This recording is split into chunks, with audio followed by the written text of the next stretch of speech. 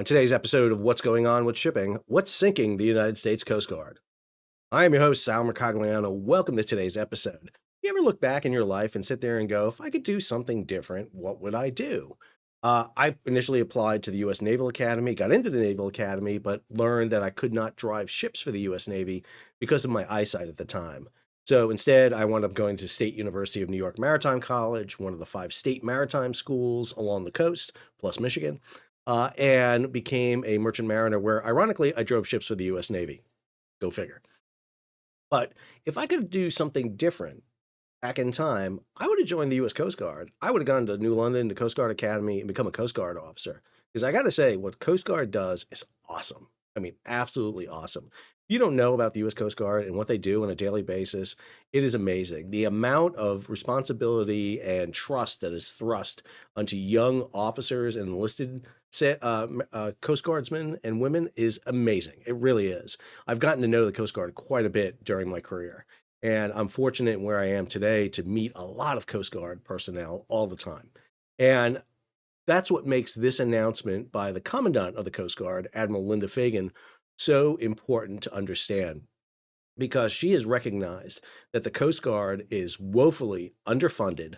It is operating vessels that are extremely old and need replacement, and that she could no longer consciously authorize the amount of operations that was underway with the personnel and equipment she had. And I think it is a strong statement from the Commandant of the Coast Guard.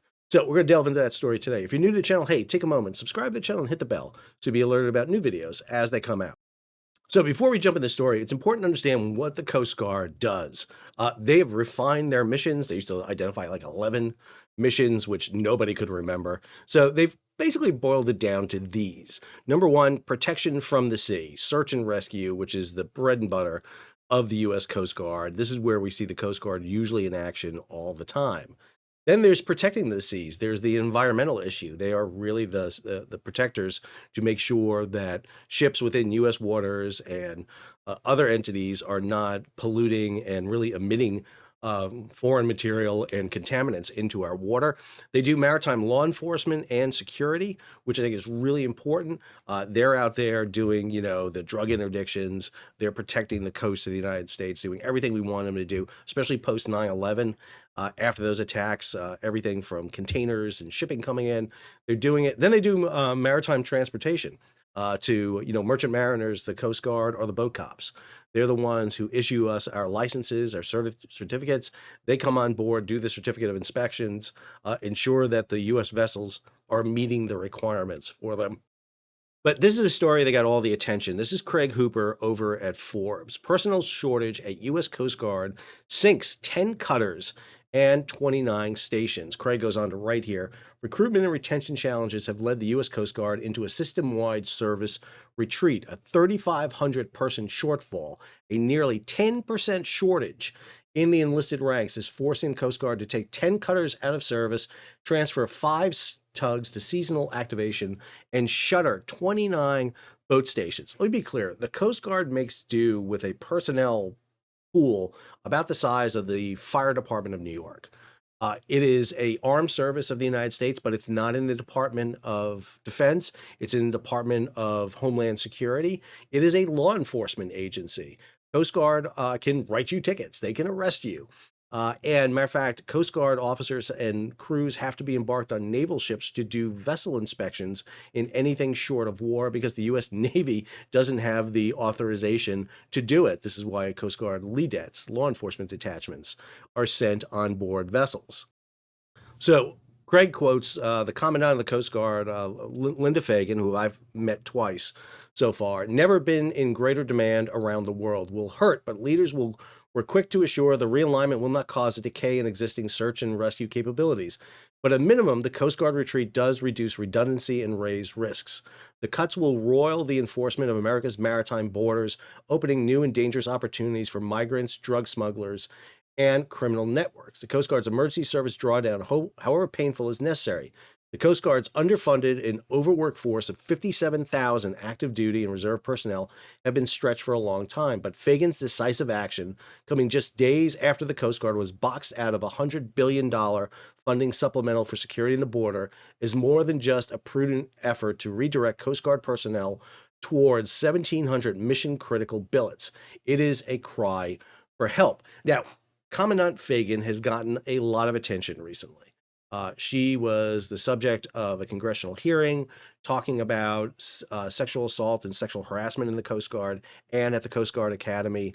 She did not fare very well in those hearings because she didn't know a lot about it, and there's questions about why. But this move by her here, I think, is absolutely decisive. Uh, the heads of the armed services, whether it's the commandant of the Coast Guard or the commandant of the Marine Corps or the chief of naval operations of the Navy, is to provide services for specific missions. And Fagan is unique in that both she's kind of the Title 10 provider and she's also the operator. She's also the person who, through her Coast Guard districts, oversees the deployment of forces.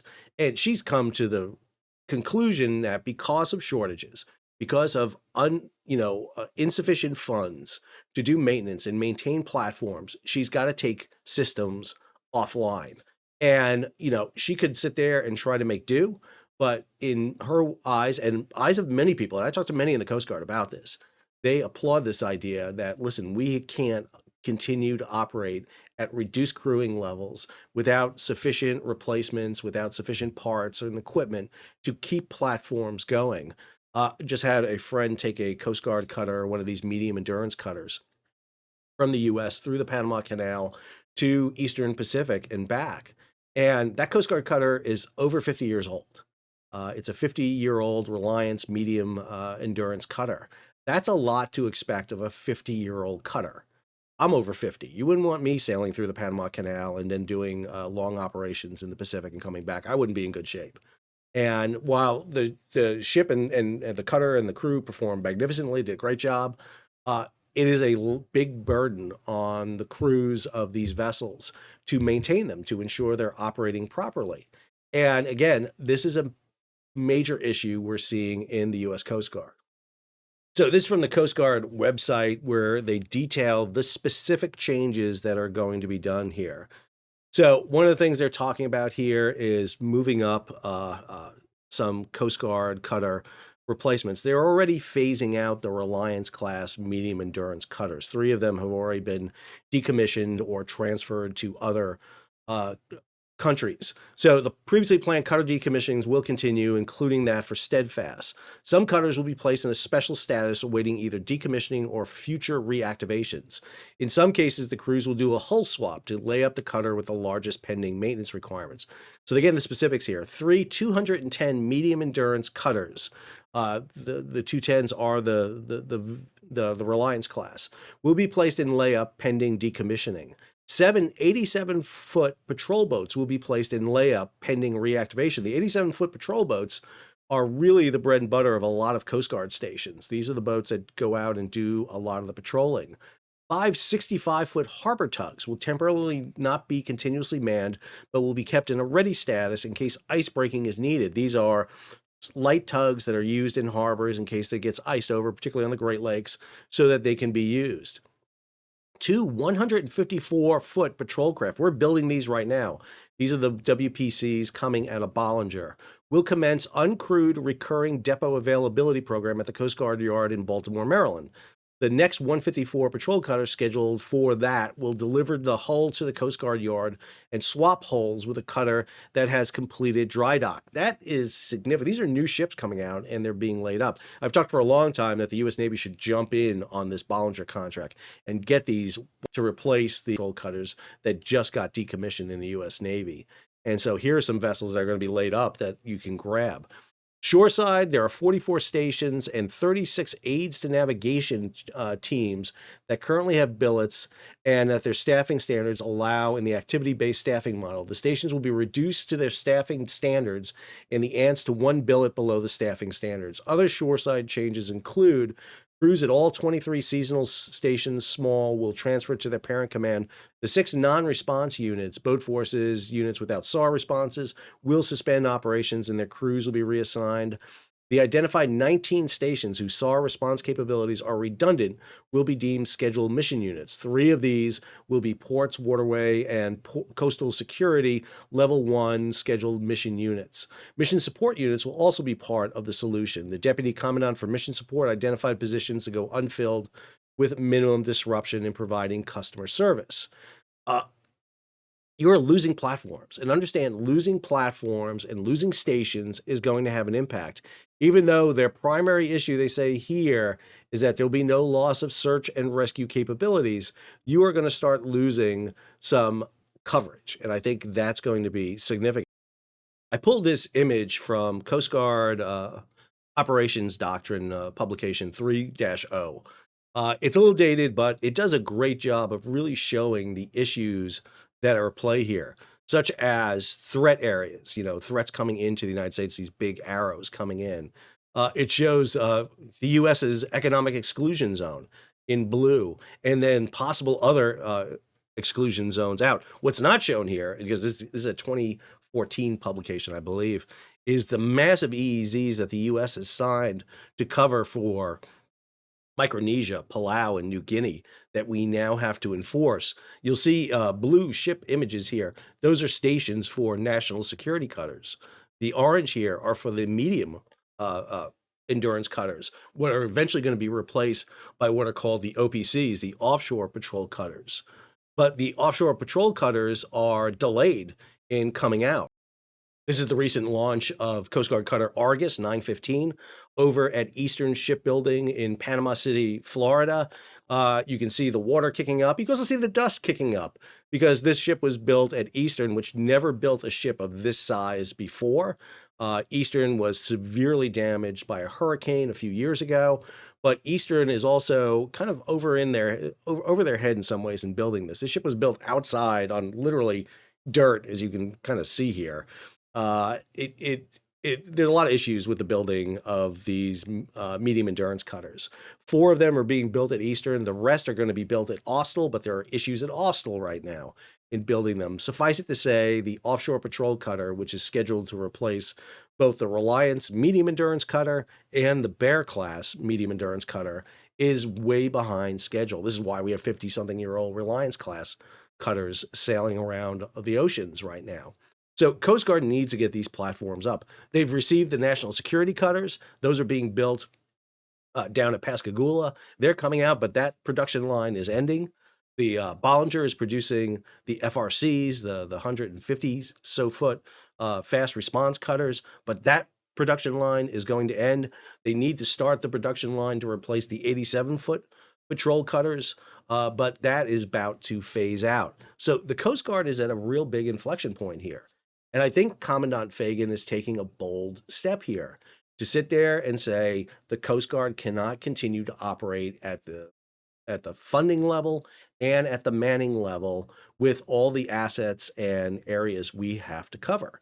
And again, she's going to get a lot of flack for that. She's going to get a lot of things thrown at her. But I think, and again, this is my opinion. This is where I differentiate, and I'll tell you clearly my opinion. Is I think that you need to do that. I think as Commandant of the Coast Guard, she has to make that decision. And I really applaud her for doing that. I think this is a element she has to step up. If the U.S. government wants to keep sending her Coast Guard out to do these things, then they need to provide the crews and the money to support it. You get more bang for your buck with the U.S. Coast Guard than any other branch. I don't care. They do better with less than anybody, even the Marines. And that's saying something. Giving the Coast Guard money will actually do a lot for ensuring the protection and safety of the United States. We need more Coast Guard out there. We need Coast Guard in longer distances out in the mid-Pacific, patrolling these EEZs, checking against illegal fishing and violations of economic zones. We need enforcement in and around the United States. We need that search and rescue capability. There's nobody better at search and rescue than the U.S. Coast Guard. No one. They are premier at that. We've seen them in operation. We've seen what they can do. We need them on the inland waterways, adjusting aids of navigation when the Mississippi River rises and falls. We need them patrolling the Great Lakes to make sure it's ice-free as much as we can to move our goods. The Coast Guard is criminally short of icebreakers. They are operating icebreakers right now down to Antarctica that should not be used. I mean, there's only two, and they're basically one of the two is operating because they steal parts from the other one, Polar Star and Polar Sea. And man, every time they go down there, it is knock on wood, whether or not there's going to be a disaster. We need a new Coast Guard cutters. We need these heavy icebreakers. Contract was awarded to VT Halter, but VT Halter went bankrupt and sold to Bollinger, and so they're behind on building that. We need to do so much more with the U.S. Coast Guard. We need to empower them, and that means giving them sufficient funding, personnel to do the missions they want, or curtail the missions, cut back. And don't be surprised then when the Coast Guard is not everywhere you want them to be. I hope you enjoyed today's episode. If you did, hey, take a moment. Subscribe to the channel and hit the bell so you'll be alerted about new videos as they come out. Leave a comment, share it across social media, give it a big thumbs up, and if you can, support the page. How do you do that? Well, you can support the page by hitting the Super Thanks button down below, or heading on over to Patreon, where you can become a monthly, yearly subscriber, or you can just give money to the U.S. Coast Guard because the Congress is not giving them enough to operate. So our next episode, this is Sal, signing off, Semper Paratus.